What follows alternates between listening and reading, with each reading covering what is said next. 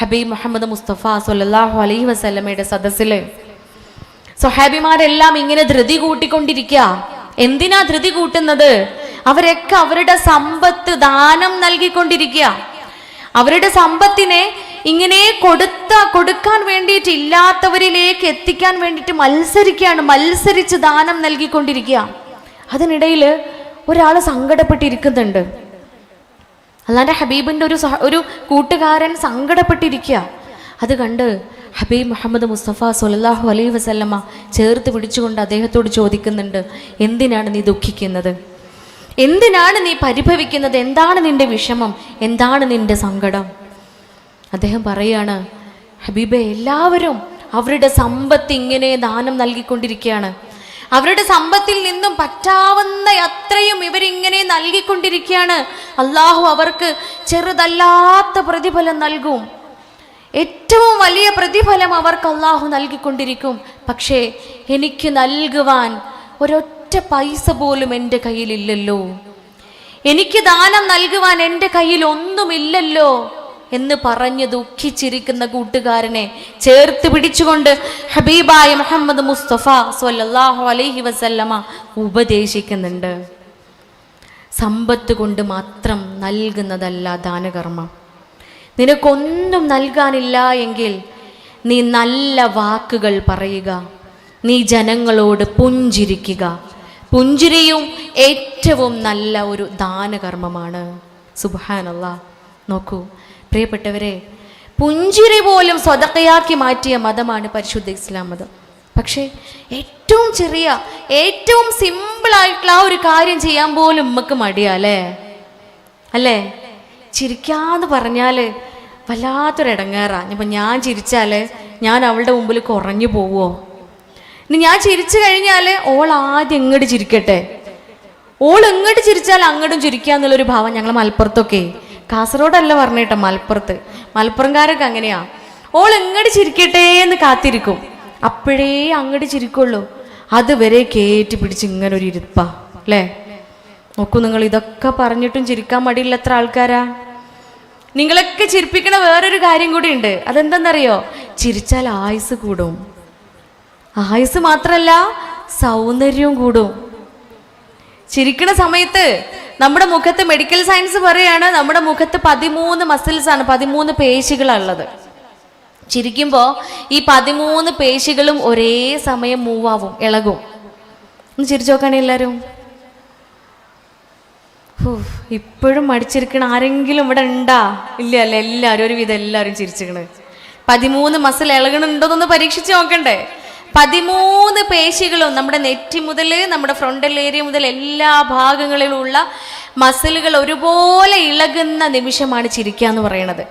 അപ്പൊ ഇത് ചിരിക്കുമ്പോൾ ഈ 13 പേശികളും ഇളകും. ആ പേശികൾക്കുള്ളിലൊക്കെ ഇങ്ങനെ ഒളിപ്പിച്ച് വെച്ചിട്ടുണ്ട് കുറേ ഡെബ്രിസ് എന്നതിന് പറയാ, കുറേ ടോക്സിക് മെറ്റീരിയൽസ്. ഇതൊക്കെ പുറത്തു പോകും. നമ്മൾ എക്സസൈസ് ഒക്കെ ചെയ്യുമ്പോൾ നമ്മളെ മസിൽസ് ഒക്കെ ഇളകുമല്ലോ അല്ലേ? നിങ്ങളൊക്കെ ഫിറ്റ്നസ് സെന്ററിലൊക്കെ ജിമ്മിലൊക്കെ പോണ ആളുകളായിരിക്കും. നമ്മളെ മസിൽസ് ഒക്കെ മൂവ് ആവുമ്പോൾ നമ്മൾ വിയർക്കും. ഈ വിയർക്കുന്ന സമയത്താണ് നമുക്ക് ആരോഗ്യം ഉണ്ടാവുന്നത് അല്ലേ? ആരോടാ ഞാൻ പറയണത്? ആണ്, അങ്ങനെയാണ് നമുക്ക് ആരോഗ്യം ഉണ്ടാവുന്നത്. നമ്മളെ ശരീരത്തിൽ കുറെ ഫ്രീ റാഡിക്കൽസ് എന്ന് പറയുന്ന സാധനങ്ങളൊക്കെ ഉണ്ട്. അതെന്നൊക്കെ പറഞ്ഞാൽ നമ്മുടെ ശരീരത്തിൽ നടക്കുന്ന ഉപാപചയ പ്രവർത്തനങ്ങളുടെ ഭാഗമായിട്ട് ഉണ്ടാവുന്ന ടോക്സിക് ആയിട്ടുള്ള മെറ്റീരിയൽസാ.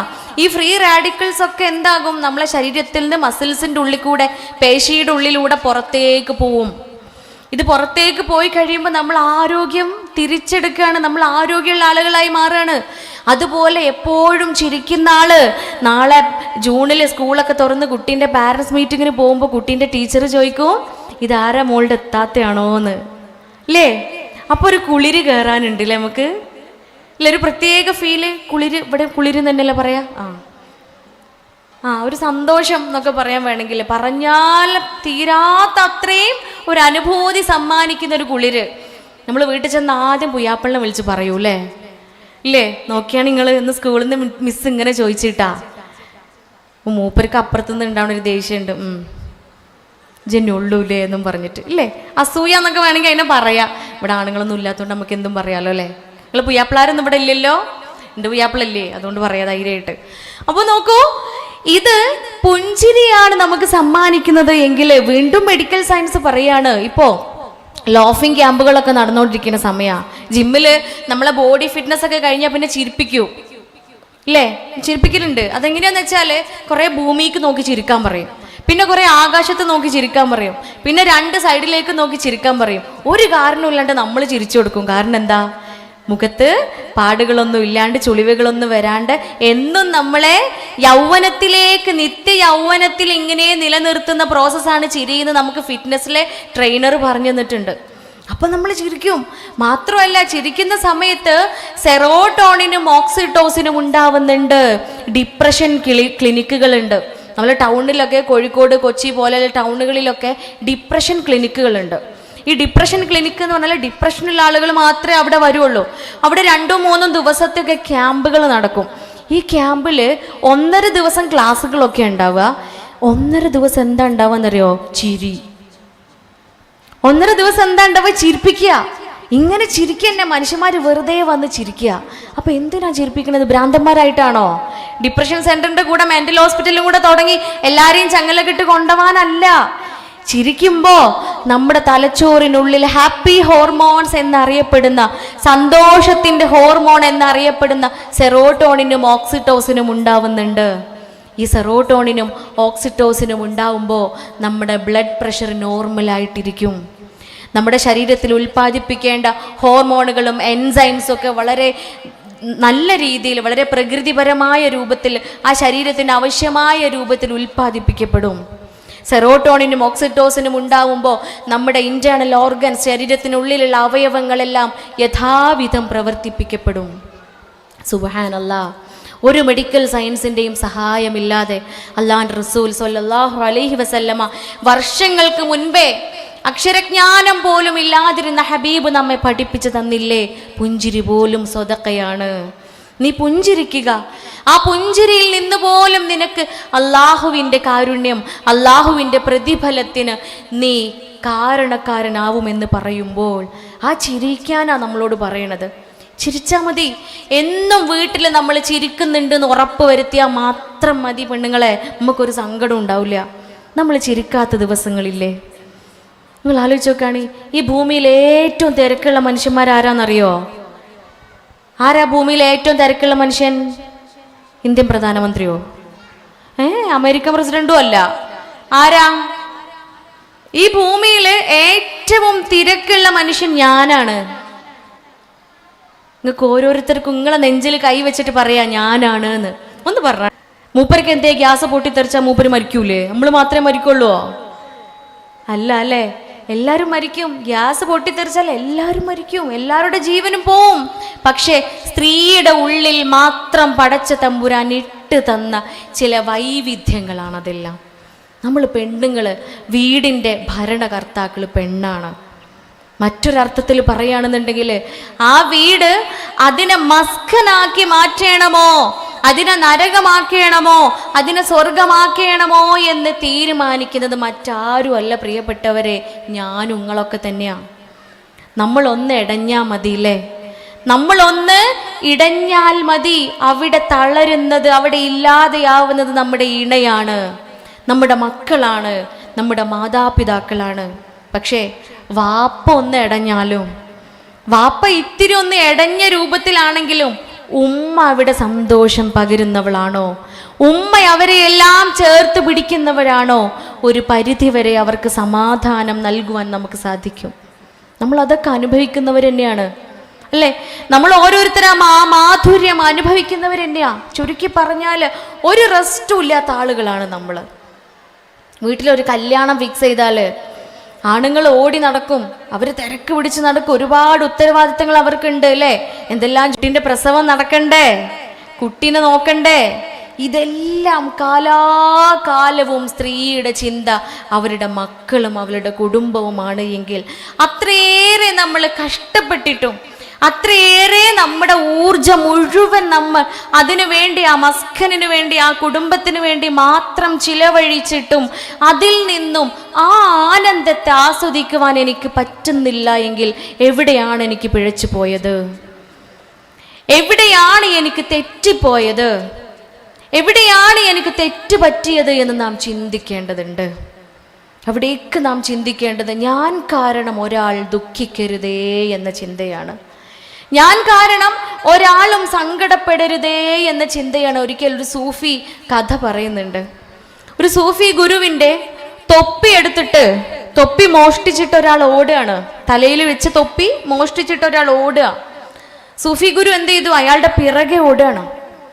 പിറകെ ഓടുന്നതിനനുസരിച്ച് മോഷ്ടാവ് സ്പീഡ് കൂട്ടി ഓടുക, വേഗത്തിൽ ഓടുകയാണ്. ഓടുന്നതിനിടയിൽ സൂഫി ഗുരു വിളിച്ചു പറഞ്ഞു, നീ ഓടല്ലേ, നീ ഇങ്ങനെ വേഗത്തിൽ ഓടല്ലേ, നീ നിൽക്ക്. ഞാൻ നിന്റെ പിറകെ ഓടുന്നത് എൻ്റെ തൊപ്പി നിന്നിൽ നിന്നും തട്ടിപ്പറിച്ച് മേടിക്കാനല്ല. എൻ്റെ തൊപ്പി നിന്നിൽ നിന്നും എന്നിലേക്ക് തന്നെ തട്ടിപ്പറിച്ച് വാങ്ങാനല്ല ഞാൻ നിന്റെ പിറകെ ഓടുന്നത്. പക്ഷേ ആ തൊപ്പി നിനക്ക് ഹലാലല്ല, അതെൻ്റെ തൊപ്പിയാണ്. അത് നിനക്ക് ഹലാലാവണമെങ്കിൽ ഞാൻ നിനക്ക് പൊരുത്തപ്പെട്ട് തരേണ്ടതുണ്ട്, ഞാൻ നിനക്ക് ക്ഷമിച്ചു തരേണ്ടതുണ്ട്. അത് നിന്നെ അറിയിക്കുവാൻ വേണ്ടിയാണ്. ഞാൻ ഇതാ നിനക്ക് പൊരുത്തപ്പെട്ട് തന്നിട്ടുണ്ട് എന്ന് നിന്നെ അറിയിക്കുവാൻ വേണ്ടിയാണ്. ഇത് കാരണം നിനക്ക് അള്ളാഹുവിൽ നിന്നും ശിക്ഷ ലഭിക്കരുത്, അല്ലെങ്കിൽ ഇത് കാരണം, ഈ കുറ്റബോധം കാരണം നാളെ നീ ദുഃഖിക്കരുത് എന്ന ചിന്ത എൻ്റെ ഉള്ളിൽ ഉള്ളത് കൊണ്ടാണ് ഞാൻ നിന്റെ പിറകെ ഓടുന്നത് എന്ന് പറയാം. നിങ്ങൾ ഓർത്തു നോക്കൂ, എത്ര വലിയ മാതൃകയാണല്ലേ നമ്മുടെ മുന്നിലുള്ളത്. എത്ര വലിയ മാതൃകയാണ്. എന്നോട് ഒരു അപരാധം ചെയ്തിട്ട് ക്ഷമ ചോദിക്കുക പോലും ചെയ്യാതെ ഞാൻ പുറത്തു കൊടുക്കുക എന്ന് പറഞ്ഞാൽ മനുഷ്യ ഹൃദയങ്ങൾക്ക് സാധ്യമാണോ എന്നത് ചോദ്യം തന്നെയാണ്. നമ്മുടെ തലച്ചോറുണ്ടല്ലോ, നമ്മുടെ ബ്രെയിന് നമ്മളോട് എപ്പോഴും പറഞ്ഞുകൊണ്ടിരിക്കുന്ന ഒരു കാര്യമുണ്ട്. തലച്ചോറിനൊരു പ്രത്യേകത ഉണ്ട്. ഈ തലച്ചോറ് എപ്പോഴും നമ്മളോട് പറയാണ്, അവൻ നിന്നോട് എങ്ങനെയാണോ പെരുമാറുന്നത് അതുപോലെ നീ അവനോടും പെരുമാറുക. അവൻ നിന്നോട് എങ്ങനെയാണോ, അല്ലെങ്കിൽ അവൾ നിന്നോട് എങ്ങനെയാണോ പെരുമാറുന്നത് അതുപോലെ നീ അവളോടും പെരുമാറുക എന്ന്. നന്മയ്ക്ക് നന്മയാണ് എങ്കിൽ തിന്മയ്ക്ക് തിന്മ തന്നെ. നന്മയാണ് നിനക്ക് നിന്റെ കൂടെയുള്ളവളിൽ നിന്നും അല്ലെങ്കിൽ കൂടെയുള്ളവനിൽ നിന്നും ലഭിക്കുന്നത് എങ്കിൽ നീ നന്മ തിരിച്ചു നൽകുമ്പോൾ, തിന്മയാണ് ലഭിക്കുന്നത് എങ്കിൽ നീ തിന്മ തന്നെ തിരിച്ചു നൽകുക എന്നാണ് നമ്മുടെ തലച്ചോറ് നമ്മെ പഠിപ്പിക്കുന്നത്. എന്നാൽ ഹബീബായ മുഹമ്മദ് മുസ്തഫ സ്വല്ലല്ലാഹു അലൈഹി വസല്ലമ പഠിപ്പിക്കുന്ന പാഠം, ഒരിക്കൽ ഹബീബ് സ്വല്ലല്ലാഹു അലൈഹി വസല്ലമ മരുഭൂമിയിലൂടെ ഇങ്ങനെ നടന്നു പോയിക്കൊണ്ടിരിക്കുക. പ്രിയപ്പെട്ട കൂട്ടുകാർ കൂടെ ഉണ്ട്. ഹബീബിൻ്റെ തോളിൽ ഒരു പരുക്കനായ ഒരു യമൻ ഷോള് കിടക്കുന്നുണ്ട്. ഒരു ഷോള് കഴുത്തിൽ ഇങ്ങനെ കിടക്കുക, പരുക്കനാണ്, വളരെ പരുപരുത്ത റഫാണ് ആ ഷോള്. പെട്ടെന്ന് ഒരു അറബി വന്നിട്ട് ഹബീബിൻ്റെ സ്വല്ലല്ലാഹു അലൈഹി വസല്ലമയുടെ കഴുത്തിൽ നിന്നും ആ ഷോള് വലിച്ചൂരാണ്. ആ ഷോള് വലിച്ചൂരിയിട്ട് അല്ലാഹ് റസൂലിനോട് പറയുന്നുണ്ട്, ഏ മുഹമ്മദ്, നീ നിന്റെ ഖജനാവിൽ നിന്നും നിന്റെ ഖജനാവിലുള്ള പണത്തിൽ നിന്നും എനിക്ക് പണം നൽകണം. എനിക്ക് ഭക്ഷണത്തിനും എനിക്ക് ജീവിക്കാനുമുള്ള ഭക്ഷണം അല്ലെങ്കിൽ പണം നീ തരണമെന്ന് ഹബീബായ സ്വല്ലല്ലാഹു അലൈഹി വസല്ലമയോട് പറയാണ്. ഇവിടെ കൂട്ടുകാരൻ പറയുന്നുണ്ട്, ആ ഷോള് വലിച്ചു മാറ്റിയ ആ ഭാഗത്ത് ചുമന്ന കളറായിട്ടുണ്ടായിരുന്നു. ആ ഷോള് വലിച്ചൂരിയ ഭാഗത്ത് രക്തം ഇങ്ങനെ പൊടിഞ്ഞു വരുന്നുണ്ടായിരുന്നു. എന്നിട്ട് ആ രക്തക്കറയിലേക്കോ അല്ലെങ്കിൽ ആ മുറിവായ ഭാഗത്തേക്കോ ഒന്ന് ശ്രദ്ധിക്കുക പോലും ചെയ്യാതെ റസൂൽ കരീം സ്വല്ലല്ലാഹു അലൈഹി വസല്ലമ പുഞ്ചിരിച്ചുകൊണ്ട് ആ വ്യക്തിയോട് പറയുകയാണ്, തീർച്ചയായും എൻ്റെ ഖജനാവിൽ നിന്നും നിനക്ക് അർഹതപ്പെട്ട അത്രയും പണം ഞാൻ നൽകാൻ വേണ്ടിയിട്ട് ഇന്ന് തന്നെ പറയുന്നതാണ് എന്ന്. നോക്കൂ, നമ്മളാണ് ആ സ്ഥാനത്ത് എങ്കിൽ എന്തായിരിക്കും സംഭവിച്ചിട്ടുണ്ടാവുക? നമ്മളാണ് ആ സ്ഥാനത്ത് എങ്കിൽ എന്ത് സംഭവിച്ചിട്ടുണ്ടാവുമെന്ന് നാം ചിന്തിക്കേണ്ടതുണ്ട്. തീർച്ചയായും അത് ചിന്തിക്കുമ്പോഴാണ് എൻ്റെ മനസ്സ് എന്താണ് എന്ന അവസ്ഥയിലേക്ക് ഞാൻ എത്തുകയുള്ളൂ. ഞാൻ എവിടെയാണ് എത്തി നിൽക്കുന്നത്? എൻ്റെ ബന്ധങ്ങളിൽ എന്തുകൊണ്ട് ഊഷ്മളത വരുന്നില്ല? എൻ്റെ ബന്ധങ്ങളിൽ എന്തുകൊണ്ട് വിള്ളലുകൾ സംഭവിക്കുന്നു? എന്തുകൊണ്ട് ചെറിയ ചെറിയ കറകൾ ഇങ്ങനെ പുരണ്ടുകൊണ്ടിരിക്കുന്നു? എന്തുകൊണ്ട് ഞാൻ ഇങ്ങനെ ദുഃഖിതയാകുന്നു? എന്തുകൊണ്ട് ഉറക്കമില്ലാത്ത അവസ്ഥയിലേക്ക് ഞാൻ എത്തിച്ചേരുന്നു? എന്തുകൊണ്ട് ആന്റി ഡിപ്രസൻസും സ്ലീപ്പിംഗ് പിൽസും ഉറക്ക ഗുളികകളും കുടിച്ചുകൊണ്ട് അവയുടെ സഹായത്തോടു കൂടി മാത്രം ഉറങ്ങുക എന്ന അവസ്ഥയിലേക്ക് ഞാൻ എത്തിച്ചേരുന്നു? എന്തുകൊണ്ട് കൗൺസിലിങ്ങിനും സൈക്യാട്രിസ്റ്റുമാരുടെ അടുത്തേക്കും സൈക്കോളജിസ്റ്റുമാരുടെ അടുത്തേക്കും എത്തിപ്പെടേണ്ട സാഹചര്യങ്ങൾ എനിക്കുണ്ടാവുന്നു? നാം ചിന്തിക്കേണ്ടതുണ്ട്. നമ്മുടെ രാജ്യത്തിൻ്റെ കണക്ക് പ്രകാരം 60% സ്ത്രീകളും രോഗികളാവുന്നത് മനസ്സിൻ്റെ അസ്വാസ്ഥ്യതകൾ കാരണമാണ്. 60% സ്ത്രീകളും രോഗികളാവുന്നത്, അവർക്ക് രോഗങ്ങൾ വരുന്നത്, ശാരീരികമായ അസ്വാസ്ഥ്യങ്ങൾ ഉണ്ടാകുന്നത് അവരുടെ മനസ്സിൻ്റെ പ്രയാസങ്ങൾ കാരണമാണ്. എന്തേ ഇങ്ങനെ? നോക്കൂ, നിങ്ങൾ അസ്വാസ്ഥ്യരാവരുത്, നിങ്ങൾ ക്ഷമിക്കുക, നിങ്ങൾ പുറത്തു കൊടുക്കുക എന്ന് വീണ്ടും വീണ്ടും ഇസ്ലാം ഇങ്ങനെ അതിൻ്റെ പരമപ്രധാനമായ കർമ്മങ്ങളെ വിശദീകരിക്കുന്ന എല്ലാ ഭാഗങ്ങളിലും, അല്ലെങ്കിൽ പരമപ്രധാനമായ നമ്മുടെ ആരാധനാ കർമ്മങ്ങളെ വിശദീകരിക്കുന്നതിനേക്കാളും നാം മനുഷ്യരോട് ഉപദേശിക്കുമ്പോൾ, നീ വിനയാന്യതനായി നടക്കുക, നീ വിട്ടുവീഴ്ച കാണിക്കുക. മാർട്ടിൻ ലൂതർ കിങ് നമ്മെ ഉപദേശിക്കുന്നുണ്ട്. അദ്ദേഹത്തിൻ്റെ ഒരു ബുക്കിൽ അദ്ദേഹം എഴുതിയ ഒരു കാര്യമാണ്, നാം ഒരു മനുഷ്യനോട് പ്രതികാരം ചെയ്യുക എന്ന് പറയുന്നത്, ഒരു മനുഷ്യനോട് അയാൾ നമ്മോട് ചെയ്തതിന് പകരം വീട്ടാനിരിക്കുക എന്ന് പറയുന്നത്, അല്ലെങ്കിൽ ഒരാളോട് കോപം വെച്ച് പുലർത്തുക എന്ന് പറയുന്നത് അയാളെ എറിയാൻ വേണ്ടി ഒരു തീക്കനൽ കയ്യിലേന്തി നടക്കുന്ന പോലെയാണ് എന്ന്. ഒരാളോട് കോപം എന്ന് പറഞ്ഞാൽ മനസ്സിലായില്ലേ? ദേഷ്യം, വെറുപ്പ് ഒക്കെ മനസ്സിൽ കൊണ്ട് നടക്കുക എന്ന് പറയുന്നതേ അയാളെ എറിയാൻ വേണ്ടി തീക്കനൽ കയ്യിലേന്തി നടക്കുന്ന പോലെയാണ് എന്ന്. പ്രിയപ്പെട്ടവരെ, തീക്കനൽ കയ്യിലേന്തി നടക്കുമ്പോൾ വേദനിക്കുന്നത് ആർക്കാ? പൊള്ളുന്നത് ആർക്കാ? ഉരുകുന്നത് ആരാണ്? ഞാൻ തന്നെയാണ്. ഞാൻ കോപിക്കുന്ന മനുഷ്യനല്ല, അവിടെ വേദനിക്കുന്നതും ഉരുകുന്നതും ഇല്ലാതെയാകുന്നതും ഞാൻ തന്നെയാണ്, അയാളല്ല. അതുപോലെയാണ് കോപം എന്ന് പറയുന്നത്, അതുപോലെയാണ് വെറുപ്പ് എന്ന് പറയുന്നത്. അതുകൊണ്ടല്ലേ പരിശുദ്ധ ഖുർആൻ പറയുന്നത്, നിങ്ങൾ ഒരാളോട് പ്രതികരിക്കണമെന്നാഗ്രഹിക്കുമ്പോൾ, ഒരാളോട് പ്രതികാരം ചെയ്യണമെന്ന്, പ്രതികാരം എപ്പോഴാ ചെയ്യാം? നാം നേരിടേണ്ടി വന്ന പ്രയാസങ്ങൾക്ക്, നാം നേരിടേണ്ടി വന്ന ദുഃഖങ്ങൾക്കാണ് നാം പ്രതികാരം ചെയ്യാറുള്ളത്. ഒരുപക്ഷെ അയാൾ കാരണം ഞാൻ ദുഃഖിച്ചിട്ടുണ്ടാവാം, അയാൾ കാരണം ഞാൻ വേദനിച്ചിട്ടുണ്ടാവാം. ഒരു ദിവസം ഒരു പെൺകുട്ടി ക്ലിനിക്കിൽ വന്നു കൗൺസിലിങ്ങിന്. ആ കുട്ടിക്ക് പല കാര്യങ്ങളും പറഞ്ഞ് മനസ്സിലാക്കി കൊടുത്തു. 2-3 സിറ്റിംഗ് ഇരുന്നിട്ടും അവൾക്ക് വലിയൊരു മാറ്റമില്ല, ഉറക്കം വരുന്നില്ല. ഇത്രയേറെ അവളുടെ കൂടെ സമയം ചെലവഴിച്ചിട്ടും എന്തുകൊണ്ട് പ്രതീക്ഷയ്ക്കനുസരിച്ച് അവൾക്കൊരു റിക്കവറി, മാറ്റമുണ്ടായില്ല എന്ന ചോദ്യത്തിന് കിട്ടിയ ഉത്തരം ഇങ്ങനെയായിരുന്നു. അവള് ചെറിയ കുട്ടിയായിരിക്കുമ്പോൾ, അവള് 8ാം ക്ലാസ്സിൽ പഠിക്കുന്ന സമയത്താണ്, ഒരിക്കൽ ക്ലാസ് ടെസ്റ്റ് നടന്നുകൊണ്ടിരിക്കുകയാണ്. അന്ന് അവൾക്ക് ഏറ്റവും പ്രിയപ്പെട്ട, ഏറ്റവും ഇഷ്ടപ്പെട്ട ടീച്ചറാണ് ക്ലാസ്സിലുണ്ടായിരുന്നത്. അതുകൊണ്ട് തന്നെ ടീച്ചർ ഏറ്റവും കൂടുതൽ അവളെ ഇഷ്ടപ്പെടണമെന്ന് അവൾക്കും അവളുടെ ഒരു കൂട്ടുകാരി ഉണ്ടായിരുന്നു. കൂട്ടുകാരിയാണ് അതിനേക്കാൾ കൂടുതൽ ഇഷ്ടപ്പെടേണ്ടത് എന്ന് കൂട്ടുകാരിക്കും ആഗ്രഹം ഉണ്ടായിരുന്നു. നമുക്ക് മനസ്സിലായല്ലോ അല്ലേ? 2 പേരാണ് കൂട്ടുകാർ, 2 പേരും തമ്മിൽ മത്സരമാണ്. ടീച്ചർക്ക് എന്നോട് കൂടുതൽ സ്നേഹം വേണം, മറ്റവൾ പറയാണ് എന്നോടാണ് ടീച്ചർക്ക് കൂടുതൽ സ്നേഹം ഉണ്ടാവേണ്ടത്. അങ്ങനെ ക്ലാസ് ടെസ്റ്റ് നടന്നുകൊണ്ടിരിക്കുമ്പോൾ അതിൽ ഒരു കൂട്ടുകാരി, എൻ്റെ അടുത്ത് വന്ന കുട്ടിയുടെ കൂട്ടുകാരി എന്ത് ചെയ്തു?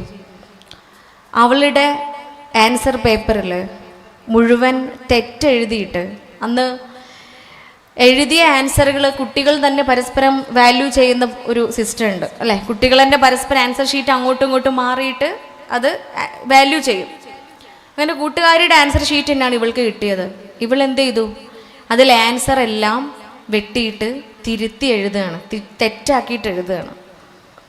അങ്ങനെ ആ തവണത്തെ എക്സാമിൻ്റെ റിസൾട്ട് വന്നു കഴിഞ്ഞപ്പോൾ ഈ കുട്ടിയാണ് എൻ്റെ മുന്നിൽ വന്ന ഈ കുട്ടിയാണ് ഏറ്റവും അവസാനത്തെ റാങ്ക് വാങ്ങിയത്.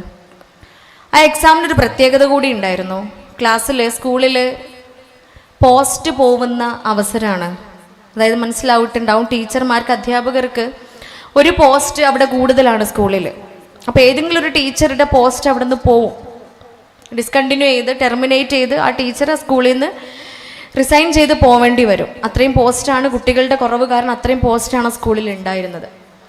അതുകൊണ്ട് തന്നെ 2 ടീച്ചർമാരാണ് ആ കാറ്റഗറിയിൽ ഉണ്ടായിരുന്നത്. അതിലേതെങ്കിലും ഒരു ടീച്ചർ പോവും. അതിലേറ്റവും നന്നായിട്ട് കുട്ടികളെ പഠിപ്പിച്ച് ക്ലാസ്സിലെ കുട്ടികൾക്കെല്ലാം മാർക്ക് വാങ്ങിച്ചു കൊടുക്കുന്നത് ഏത് ടീച്ചറാണോ ആ ടീച്ചറാണ് അവിടെ നിലനിൽക്കുക. ഇവിടെ കൂടെ ഉണ്ടായിരുന്ന ടീച്ചർ നടത്തിയ ക്ലാസ്സിലെ കുട്ടികളെല്ലാവരും നല്ല മാർക്ക് വാങ്ങി പാസ്സായി. പക്ഷേ ഇവരിഷ്ടപ്പെട്ടിരുന്ന അവരുടെ ക്ലാസ് ടീച്ചർ നടത്തിയ ആ എക്സാമിൽ ഈ കുട്ടി തോൽക്കുകയും അത് കാരണം ആ ടീച്ചർ ആ സ്കൂളിൽ നിന്ന് പോവുകയും ചെയ്തു. പിന്നീട് ഈ ടീച്ചറുടെ ഉള്ളിൽ പലപ്പോഴും പുറത്തു നിന്നൊക്കെ കാണുന്ന സമയത്ത് ഈ കുട്ടിയോട് ഒരു അതൃപ്തി കാണിച്ചിരുന്നു, ഒരു ഇഷ്ടക്കുറവ് കാണിച്ചിരുന്നു എന്നാണ് ഈ കുട്ടി പറയുന്നത്. അതുകൊണ്ട് തന്നെ അവൾക്ക് ഈ ഒരു ഗതി വരുത്തിയ, അവളിൽ ഇത്രയും ദുഃഖത്തിന് കാരണക്കാരിയായ ആ കൂട്ടുകാരിയോട് പ്രതികാരം ചെയ്യണമെന്നത് 8ാം ക്ലാസ് മുതൽ എൻ്റെ അടുത്ത് വരുന്ന സമയത്ത് ഏകദേശം 10 വർഷത്തിലേറെ കഴിഞ്ഞിട്ടുണ്ട്. 10-13 വർഷങ്ങളോളായിട്ടുണ്ട്. ഈ 13 വർഷങ്ങളോളം അവളുടെ ഉള്ളിൽ ഈ പകയും പേറിയാണ് ഈ കുട്ടി നടക്കുന്നത്. ഈ ഒരു പകയായിരുന്നു അവളെ ഇത്രയേറെ മാനസിക വിഭ്രാന്തിയിലേക്കും പറഞ്ഞറിയിക്കാൻ പറ്റാത്ത രൂപത്തിലുള്ള മാനസിക രോഗങ്ങളിലേക്കൊക്കെ എത്തിച്ചിട്ടുണ്ടായിരുന്നത്. ഇവിടെ നാം ഓർക്കേണ്ട ഒരു കാര്യമുണ്ട്. പരിശുദ്ധ ഖുർആനിൽ പറയുന്നുണ്ട്, നിങ്ങൾക്ക് പ്രതികാരം ചെയ്യണമെന്ന് നിങ്ങൾ ആഗ്രഹിക്കുകയാണ് എങ്കിൽ പ്രതികരിക്കാതിരിക്കുകയാണ് നിങ്ങൾക്ക് ഏറ്റവും ഉത്തമം. നിങ്ങൾക്ക് ആ വ്യക്തിയോട് നിങ്ങൾക്ക് നൽകാനുള്ള ഏറ്റവും വലിയ ശിക്ഷ അത് പ്രതികരിക്കാതിരിക്കുക എന്നതാണ്. നോക്കൂ, അല്ലാഹുവിൻ്റെ റസൂൽ സല്ലല്ലാഹു അലൈഹി വസല്ലമ യുദ്ധം കഴിഞ്ഞ് മരുഭൂമിയിലൂടെ നടന്നു പോകുന്നതിനിടയിൽ ഒരു തണൽ മരത്തിൻ്റെ താഴെ വിശ്രമിക്കുകയാണ്. വിശ്രമിക്കുന്നതിനിടയിൽ മറ്റൊരാൾ വന്ന് അല്ലാഹുവിൻ്റെ റസൂൽ കരീം സല്ലല്ലാഹു അലൈഹി വസല്ലമയെ വധിക്കാൻ വേണ്ടി വാളൂരി പിടിച്ച് ചോദിക്കുന്ന സന്ദർഭം നിങ്ങളൊക്കെ വായിച്ചിട്ടുണ്ടാവും. ഹബീബിന്റെ നെഞ്ചിലേക്ക് ഇങ്ങനെ വാൾ ചൂണ്ടിക്കൊണ്ട് പറയുന്നുണ്ട്, ഏ മുഹമ്മദ്, ഞാൻ നിന്നെ കൊല്ലാൻ പോവുകയാണ്. ഈ വാളുകൾ എൻ്റെ കയ്യിലാ, ഞാൻ നിന്നെ കൊല്ലാൻ പോവുകയാണ്. നിന്റെ ജീവൻ എൻ്റെ വാൾ തുമ്പിലാണ്, എൻ്റെ കൈ തുമ്പിലാണുള്ളത്. നിന്നെ ആര് രക്ഷിക്കും? നിന്നെ ആരാണ് ഇവിടെ രക്ഷിക്കാനുള്ളത്? നീ വലിയ വീരവാദം മുഴക്കി നടക്കുകയാണല്ലോ, അള്ളാഹു ഉണ്ട്, നീ അള്ളാഹുവിൻ്റെ പ്രവാചകനാണ് എന്നൊക്കെ പറഞ്ഞ് നീ പറ, ഇവിടെ നിന്നെ ആരാണ് രക്ഷിക്കാനുള്ളത്? ചെറുപുഞ്ചിരിയോട് കൂടിയിട്ട് ഹബീബ് സല്ലല്ലാഹു അലൈഹി വസല്ലമ ധൈര്യത്തോട് കൂടിയിട്ട് സധൈര്യം പറയുകയാണ്, എനിക്ക് എൻ്റെ അള്ളാഹു ഉണ്ട്, എനിക്ക് എൻ്റെ അള്ളാഹു ഉണ്ട്, എന്നെ എൻ്റെ അള്ളാഹു രക്ഷിക്കും. ഇത് പറഞ്ഞു തീർന്നതും കയ്യിൽ നിന്നും എന്തോ കാരണം കൊണ്ട് ആ വാള് താഴത്തേക്ക് വീഴാണ്.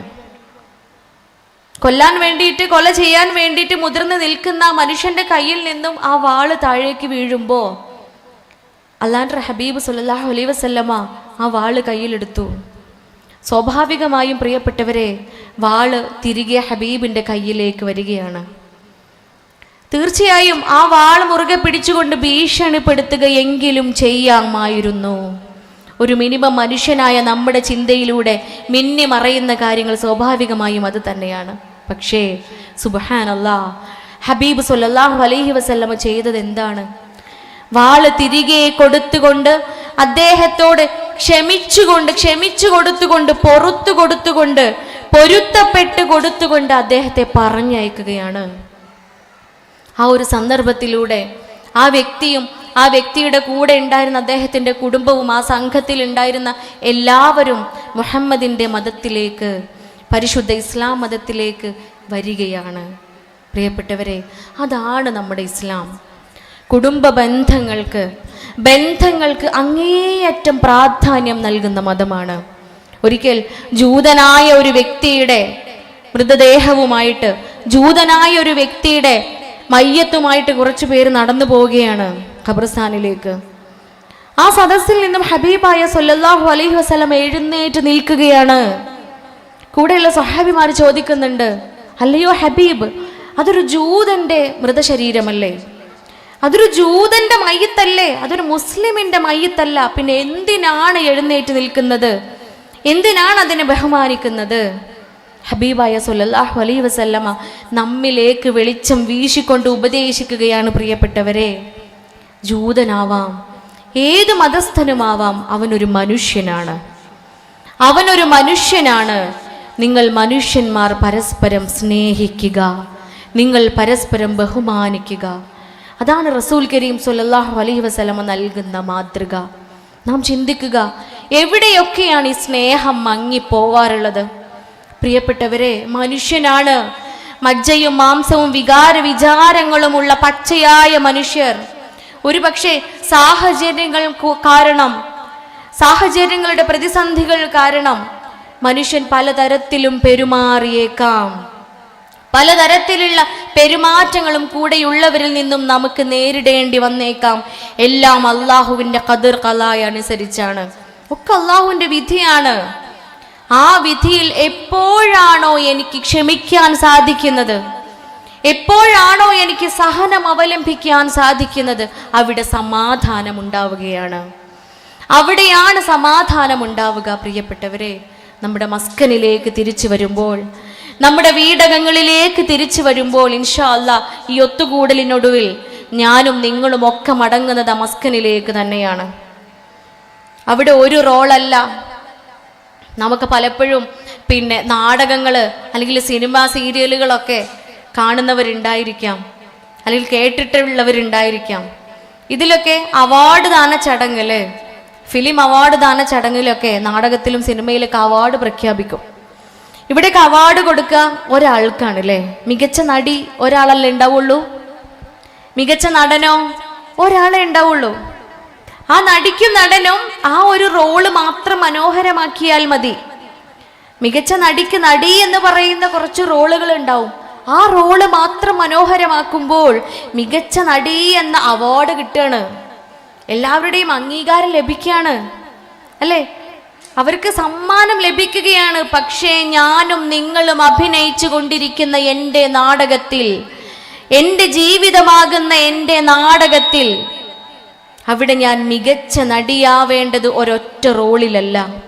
പ്രിയപ്പെട്ടവരെ, എന്തെല്ലാം റോളിലൂടെ, എന്തെല്ലാം വേഷങ്ങൾ ഞാൻ അഭിനയിക്കുന്നുണ്ട്, എൻ്റെ ജീവിതത്തിലൂടെ ഏതെല്ലാം റോളുകളിലൂടെ ഞാൻ കടന്നു പോകുന്നുണ്ട്. ഞാനൊരു മകളാണ്, ഞാൻ അനിയത്തിയാണ്, ഞാൻ ജ്യേഷ്ഠത്തിയാണ്, ഞാൻ ഭാര്യയാണ്, ഞാൻ മരുമകളാണ്, ഞാൻ ഉമ്മയാണ്, ഞാൻ നാത്തൂനാണ്, ഞാൻ അമ്മായിയാണ്, ഞാൻ ഇളയച്ചിയോ മൂത്തച്ചിയോ ആണ് ഇല്ലേ? ഇങ്ങനെ തുടങ്ങി എത്രയെത്ര കഥാപാത്രങ്ങളിലൂടെയാണ് ഞാൻ എന്ന ഒരൊറ്റ മനുഷ്യൻ കടന്നുപോയിക്കൊണ്ടിരിക്കുന്നത്. നിങ്ങളൊക്കെ അന്തം മുട്ടിക്കണം, നിങ്ങളിതൊന്നും കേട്ടിട്ടില്ലേ?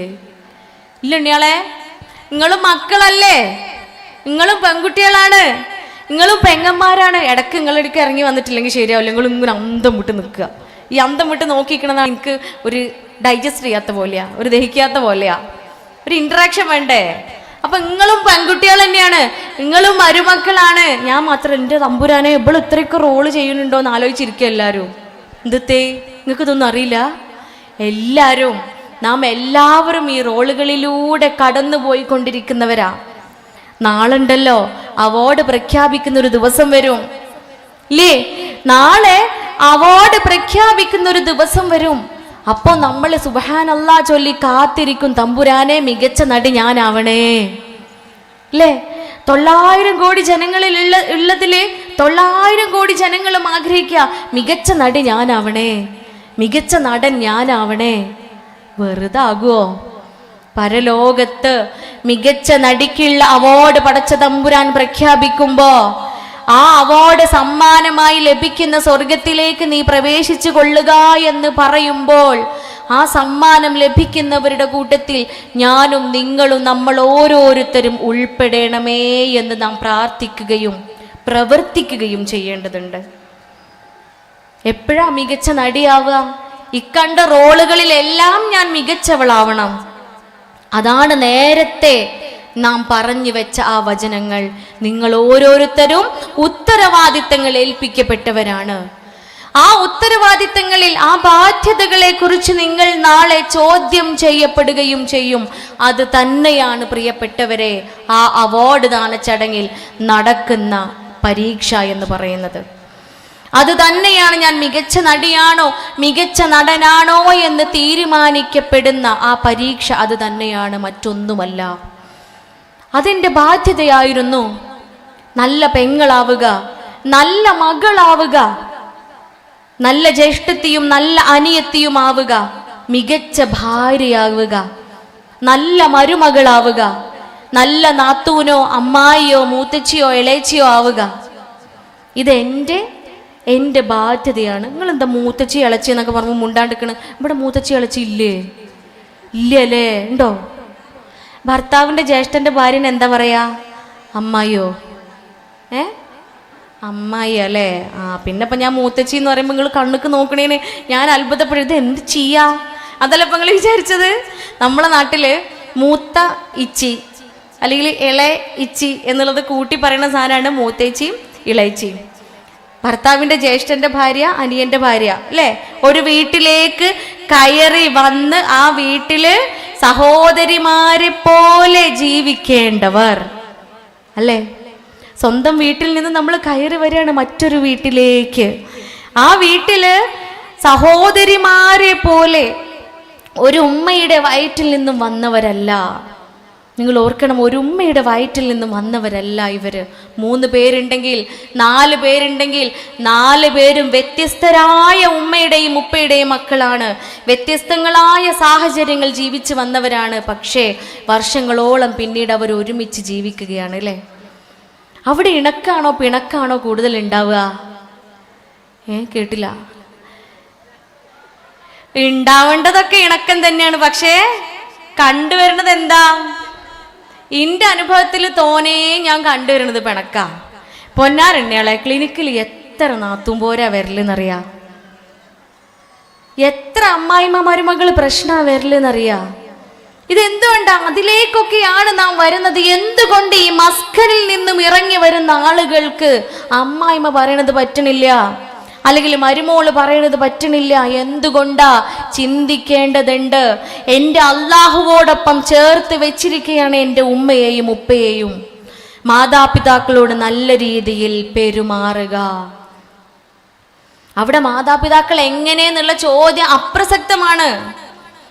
ഉമ്മയും ഉപ്പയും എപ്രകാരമോ ആയിക്കോട്ടെ, മാതാപിതാക്കളുടെ സ്വഭാവം ഏത് രീതിയിലും ആയിക്കോട്ടെ, പൊറത്തു കൊടുക്കാനും ക്ഷമിച്ചു കൊടുക്കാനും സഹനം അവലംബിക്കുവാനുമുള്ള ഹൃദയ വിശാലത അള്ളാഹു നമുക്ക് നൽകിയിട്ടുണ്ട്. അതാണ് ഇത്ര നേരം നാം പറഞ്ഞു വെച്ചത്. അതാണ് ഇത്ര നേരം നാം പറഞ്ഞു വെച്ചത്. അല്ലാഹ് റസൂൽ വീണ്ടും വീണ്ടും പറയുന്നുണ്ട്, നിങ്ങൾ വിനയാന്വിതരാവുക, നിങ്ങൾ എളിമയുള്ളവരായി തീരുക. ഏത് രൂപത്തിലാണോ നിങ്ങളോട് പെരുമാറുന്നത് ആ രൂപത്തിൽ പെരുമാറാതിരിക്കുക. നോക്കൂ, വ്യത്യസ്തരാണ് മനുഷ്യന്മാർ, വ്യത്യസ്തരാ. വിവാഹം എന്ന് പറയുന്ന ആ കർമ്മം, തനാകഹത്തുൽ അസ്ജാർ എന്ന് പറയുന്ന പവിത്രമായ അർത്ഥസമ്പുഷ്ടമായ വാക്യത്തിൽ നിന്നും ഉണ്ടായതാണ് നിക്കാഹ് എന്ന് പറയുന്ന പദം. വേർപിരിക്കാൻ പറ്റാത്ത രൂപത്തിൽ കെട്ടുപിണഞ്ഞു കിടക്കുന്ന മരച്ചില്ലകൾ എന്നാണ് നിക്കാഹ് എന്ന പദത്തിന്റെ അർത്ഥം. വ്യത്യസ്തരായ 2 പേര്, വ്യത്യസ്തരായ പരിശുദ്ധ ഖുർആനില് രാവിനോടും പകലിനോടും ഉപമിക്കപ്പെട്ടവരാണ് ആണും പെണ്ണും. ഒരുപോലെയല്ല. ആണിനും പെണ്ണിനും ചേർച്ചകളിലേറെ വ്യത്യസ്തതകളാണുള്ളത്. ആ വ്യത്യസ്തതകളോട് കൂടി ജീവിക്കുന്ന 2 പേരെയാണ് നിക്കാഹ് എന്ന് പറയുന്ന മവദ്ദത്ത്, സ്നേഹവും കാരുണ്യവും പ്രണയവും ഉള്ളിൽ ഇങ്ങനെ വിളക്കി ചേർത്തുകൊണ്ട്, പശയാക്കി ചേർത്തുകൊണ്ട് ഒരുമിപ്പിക്കുകയാണ് ആണിനെയും പെണ്ണിനെയും. ആ കർമ്മമാണ് വിവാഹം എന്ന് പറയുന്നത്. നമ്മൾ കുടുംബ കോടതികളിൽ പോയി നോക്കാം, എത്ര വിവാഹ മോചനങ്ങളാണ് നടക്കുന്നത്.